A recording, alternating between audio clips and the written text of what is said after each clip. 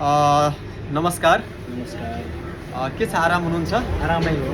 म चाहिँ यात्रा गर्दै थिएँ होइन, तपाईँले चाहिँ बाहिर देखेर चाहिँ आउनुहोस्, मेरो पसलमा बसेर जानुहोस् भन्नुभयो। हजुर हजुर। यो मेरो महान 5 वर्षे पदयात्रालाई कसरी हेर्नु भएको छ, के छ?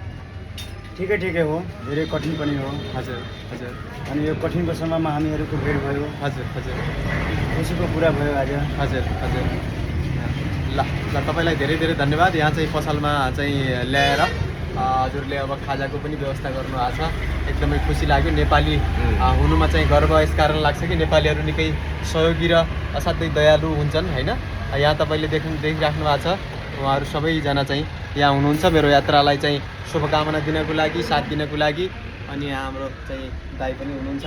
उहाँहरू सबैलाई चाहिँ मैले धेरै धेरै धन्यवाद दिन चाहन्छु।